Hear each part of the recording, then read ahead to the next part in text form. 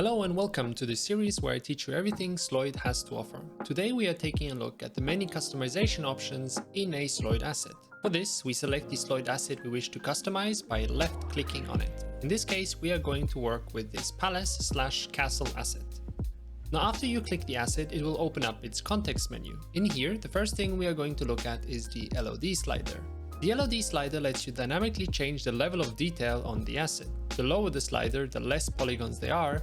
The higher the slider, the more polygons the asset will have. You can keep track of how many polygons the asset has by looking at the info panel in the bottom left of the canvas. Now with this castle asset, you mostly see changes to the window, roofs, and the arc structures on the base of the model. The reason for this is that the LOD slider cannot reduce the amount of polygons in simple shapes like cubes and pyramids. However, if we have a sphere, like for example in this model, the change will be a lot more dramatic. Now the next settings we are going to play with are these interchangeable component settings. Every Sloyd asset has interchangeable components to select from.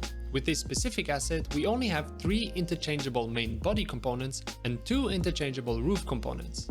The reason for this is that this palace asset is relatively new and doesn't have that many interchangeable components yet, but we are constantly adding more to all assets in our library. Next up, we are going to look at the slider and toggles. These sliders and toggles let us change the dimensions and add or remove areas to the model. For example, I can enable or disable the bottom part of this palace, and by using the sliders I can add more floors or even change the dimensions of the individual floors. As you can see, just by using these settings you can already significantly change the Sloyd assets. But my favorite settings are the wackiness sliders. These sliders can either give your model a very unique, stylized look or straight up make them look surreal. I personally find that there's something really mesmerizing about playing around with these sliders. You probably noticed that there's a ton of settings, and it can feel quite overwhelming, especially with some of our more complex assets, and that's why we introduced our AI editing tool. This allows you to explain what you'd like change in a conversational manner. Simply tell the AI what you'd like different, and the AI will do its best to change the Sloyd asset to what you are describing. To probably showcase this, let's take an asset with lots of interchangeable components, the sword asset. Using the AI, we can describe what kind of sword we'd like to make. I'd like a big bulky sword with an angled blade.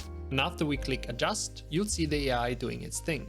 Next up, let's ask for the handguard to be spiky. And finally, I'm going to ask something a bit more abstract. I'd like the handle to look cooler. And yeah, to be honest, I think the AI nailed it. It definitely looks cooler in my opinion. So yeah, the AI can really help you get what you want without having to go through each slider, toggle and interchangeable component. But sometimes you don't really have something specific in mind. You just want a unique and cool sword. And for that, we have the randomizer. Basically, by clicking the icon up here, you randomize all settings within the asset, giving you a completely random asset. This lets you quickly cycle through lots of variation and hopefully get you something you'd like. Finally, we have the duplication and reset button, which do exactly what you think. The duplication button duplicates the selected asset with all its values, and the reset button resets the asset to its initial form.